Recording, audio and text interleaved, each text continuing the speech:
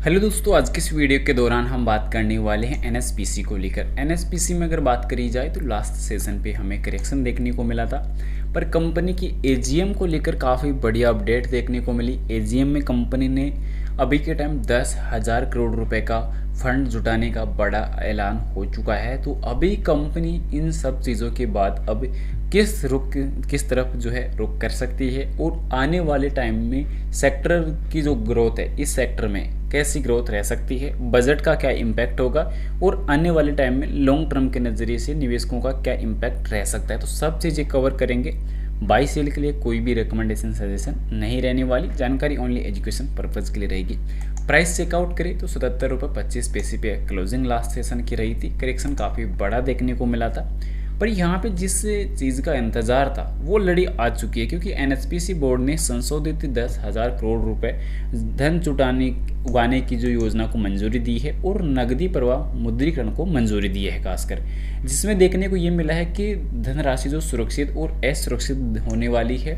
और NHPC limited में दोस्तों कहीं ना कहीं जो कॉरपोरेट बॉन्ड के माध्यम से एक या एक से अधिक श्रृंखलाओं द्वारा किस्तों में निजी प्लेसमेंट के आधार पर ये जुटाई जाएगी।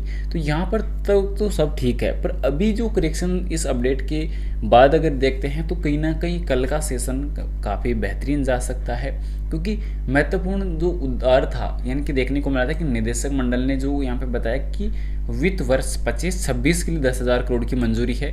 तो इस वजह से कहीं ना कहीं जो लॉन्ग टर्म बेसिस पर जो प्रोजेक्ट वगैरह कंपनी को मिलेंगे तो वो बेहतरीन हो सकते हैं, क्योंकि कंपनी ने लास्ट टाइम ही बताया था कि कंपनी की अभी लगभग 4 से 5 परियोजनाएं जो है वो रनिंग में है, प्रोजेक्ट रनिंग में है।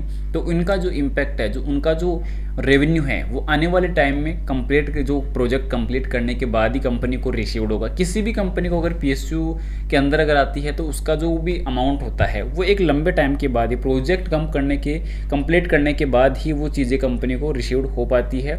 जो एक कह सकते हैं कि एक फिक्स राशि के माध्यम से वो प्राप्त होती है, जिसे कह सकते हैं कि किस्तों में वो प्राप्त होती है। जो फंड धीरे धीरे कंपनी को रिसीव्ड होगा, जैसे कंपनी प्रोजेक्ट कंप्लीट करेगी तो उसी माध्यम से धीरे धीरे कंपनी को फंड रिसीव्ड होता रहेगा। और इसके अलावा अभी के टाइम अतिरिक्त बोर्ड ने वित्त वर्ष 26 के दौरान एक ही किस्त में 10 वर्षों के लिए चमेरा 3 और पार्वती 3 पावर स्टेशन या किसी अन्य पावर स्टेशनों में इक्विटी रिटर्न के रूप में भविष्य के नकदी प्रवाह के मुद्रीकरण को मंजूरी दी है। पहली तिमाही के नतीजे में एनएचपीसी ने 30 जून 2025 को समाप्त तिमाही के लिए 1065 करोड़ का समेकित शुद्ध लाभ दर्ज किया, जो पिछले वर्ष की इसी अवधि के लिए 1022 करोड़ रुपए से 4.2% अधिक रहने वाले। यानी कि ओवरऑल कंपनी का काफ़ी बढ़िया जो मार्जिन है वो भी पॉजिटिव देखने को मिला। और एनएचपीसी ने बीकानेर में करनीसर सौर परियोजना के तीसरे चरण और वाणिज्यिक संचालन की घोषणा कर दी है। इसके अलावा एनएचपीसी ने एक्सचेंज को सूचित किया था कि इसके निजी प्लेसमेंट के आधार पर असुरक्षित प्रतिदेय गैर परिवर्तनीय जो गैर संचय योग्य 6.40% एनएचपीसी एसजी सीरीज के जो बॉन्ड है वो 2027 तक जारी करके 12 अगस्त 2025 तक 2,000 करोड़ सफलतापूर्वक जुटा लिए हैं। तो ये काफ़ी बढ़िया अनाउंसमेंट कंपनी ने पहले भी कर दी थी, क्योंकि कंपनी का जहाँ पैसा सही जगह यूज हो रहा हो तो कंपनी उन चीज़ों को काफ़ी बढ़िया तरीके से यूज करने का प्लानिंग करती है। और कल के लिए अगर देखा जाए तो RBL bank, NHPC, BHEL, Ather energy, bank of India जैसे कई बैंकों में अभी के टाइम धन जुटाने का प्रोसेस चालू है। तो इस वजह से कल का कारोबारी सेशन बेहतरीन के तौर पे देखने को मिल सकता है, क्योंकि आरबीएल बैंक इक्विटी डेट के जरिए 6500 करोड़ रुपए तक जुटाएगा। इसके अलावा एनएचपीसी 10,000 करोड़ की उधारी योजना को मंजूरी दी है। और वहीं बात करें भेल की, तो भेल ने डीआरडीओ के साथ रडार डोम तकनीकी समझौते पर हस्ताक्षर किए। टोरेंट पावर को मध्य प्रदेश में 1600 मेगावाट की परियोजना मिली है।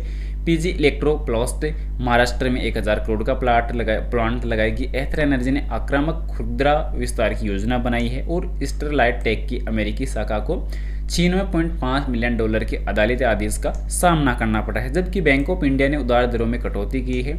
जीओसीएल हिंदुजा के 1040 मेगावाट के प्लांट के अधिग्रहण की योजना के साथ बिजली क्षेत्र में प्रवेश कर रही है। तो वहीं सोमवार कारोबारी 70 से पहले कुछ शेयर पर जिन पर हमें नजर रखनी चाहिए वो कुछ इस प्रकार नजर आने वाले हैं। बात की जाए एनएचपीसी के बेसिक डेटा को लेकर, तो एनएचपीसी के बेसिक में भी देखने को जो सबसे बड़ा थ्रेट मिल रहा है वो ये रहने वाला है कि 200 दिन के मूविंग एवरेज से नीचे कारोबार कर रहा है, 20 दिन के मूविंग एवरेज से कारोबार कर रहा है। बेसिक और भी जो चीज़ें नजर आ रही है। इसके अलावा कंपनी की जो कमजोरियां हैं वो काफ़ी ज़्यादा है। क्योंकि insufficient use of the capital generation profit ROC decline the quarterly net profit, यानी कि सालाना बेसिस पर भी और क्वार्टरली बेसिस पर भी कंपनी का प्रॉफिट गिर रहा है। इसके अलावा अभी के टाइम जो सबसे घटिया चीज़ अभी देखने को जो मिली है वो ये देखने को मिली है कि जो 200 दिन का मूविंग एवरेज क्रॉस ओवर है, जो मूविंग एवरेज इंडिकेटर है, वो अभी तेजी से नीचे की ओर जा रहा है। और वहीं 200 दिन के अलावा सॉरी जो 50 दिन का मूविंग एवरेज इंडिकेटर है वो नीचे तेजी से जा रहा है। अब 50 दिन का मूविंग एवरेज तेजी से नीचे जा रहा है और यहाँ पे 200 दिन का मूविंग एवरेज धीरे धीरे अपसाइड की तरफ जा रहा है। इसका मतलब ये होने वाला है कि आगे चलकर डेथ क्रॉसओवर बनने के जो संकेत है वो ज़्यादा नज़र आ रहे हैं, जो एक सबसे बड़ी कहीं ना कहीं तबाही का जो डेटा है वो हमें मिल सकता है। इसके अलावा सेकेंडरी चीज़ ये देखने को मिल रही है कि लिमिट से अधिक सेल हो चुकी है, यानी कि ओवरसोल्ड जोन पे ये कारोबार कर रहा है। जो 29.5 अंकों पे लास्ट क्लोजिंग हमें देखने को मिल चुकी थी, तो अभी कहीं ना कहीं खतरा फिर से मंडराता हुआ नजर आ चुका है। इसके अलावा एक्सपर्ट की जो राय थी वो पहले वाली एज इट इज सेम देखने को नजर आई है, बाकी चेंजेस इसमें कोई है नहीं। बात करी जाए SM इंडिकेटर को लेकर, जिसमें अब यहाँ पे चेकआउट कर सकते हैं। 5 दिन का जो 79 रुपये रहने वाला है, 10 दिन का 80.75, 20 दिन का नीचे कारोबार कर रहा है, साथ ही साथ 50 दिन से भी नीचे कारोबार कर रहा है, 100 दिन 200 दिन, तो इन सब से नीचे कारोबार अभी करता हुआ नजर आ रहा है। तो अभी कंपनी के जो इन्वेस्टर है वो इसी वजह से चिंता में नजर आए हैं। लास्ट सेशन पर यानी कि शुक्रवार सेशन पर जो 1 करोड़ की वॉल्यूम हमें नजर आई थी, जिसकी डिलीवरी 49% की थी, 73 लाख जो शेयर यहाँ पे डिलीवरी के तौर पर रखे गए थे। बाकी 1 वीक का परफॉर्मेंस अगर चेक करेंगे नेगेटिव, 1 मंथ का नेगेटिव, 3 मंथ का नेगेटिव, वहीं 1 ईयर का वो भी नेगेटिव, तो 3 ईयर का थोड़ा यहाँ पे पॉजिटिव देखने को मिल जाएगा, थोड़ा नहीं बहुत अच्छा मिल जाएगा। पर जब से बजट को लेकर अब यहाँ पे अपडेट आती है, तो बजट में भी कहीं ना कहीं जो चीज़ें हैं वो हमें काफ़ी घटिया फेस करनी पड़ सकती है। क्योंकि लास्ट टाइम हमें देखने को मिला था कि रेलवे से और इंफ्रास्ट्रक्चर से जो हमें काफ़ी ज़्यादा उम्मीदें देखने को मिल रही थी, पर उम्मीदें यहाँ पे निकल के आई रिन्यूएबल सेक्टर से। तो रिन्यूएबल सेक्टर से जो उम्मीद हमें देखने को जो कभी मिलने वाली थी ही नहीं, तो उसमें रिन्यूएबल सेक्टर से हमें यहाँ पे काफ़ी ज़्यादा उम्मीदें निकल के आई। और उसके बाद देखने को मिलता है कि अभी जो रिन्यूएबल सेक्टर से वापस उम्मीदें जो लगा रहे हैं, तो उनके लिए कहीं ना कहीं इंफ्रास्ट्रक्चर या फिर कहीं ना कहीं टेलीकॉम सेक्टर भी हो सकता है, तो जो रेलवे सेक्टर भी हो सकता है। तो इस प्रकार जो है अभी के टाइम गवर्नमेंट पे वो चीज़ें डिपेंड करने वाली है कि गवर्नमेंट कैसा जो है बजट लेके आती है, किस सेक्टर में कितना जो है इन्वेस्टमेंट करती है, तो सब चीज़ें इंपॉर्टेंट रह सकती है।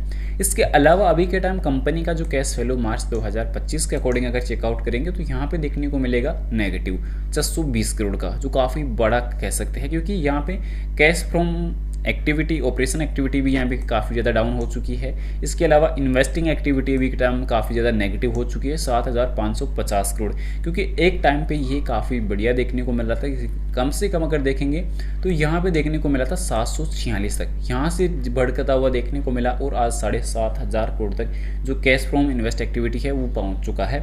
इसके अलावा यहाँ पे ROC पॉजिटिव देखने को मिलेगा। SSP को लेकर अगर चर्चा अगर की जाए, तो SSP में बदलाव नजर आए थे, जो पॉजिटिव थे, तो बढ़िया देखने को मिला। बाकी कंपनी का बजट जो है आने वाले टाइम में गवर्नमेंट का जो बजट है वो कैसा रहता है, तो वो लेट्स सी। फिलहाल बता दूं, बाई सेल के लिए कोई भी रिकमेंडेशन सजेशन नहीं रहने वाली, जानकारी ओनली एजुकेशन पर्पज़ के लिए रहेगी। इन्वेस्टमेंट करने से पहले अपने फाइनेंशियल एडवाइजर की सलाह जरूर से ले या खुद की रिसर्च जरूर से कर ले। Thanks for watching this my video. Vande Mataram.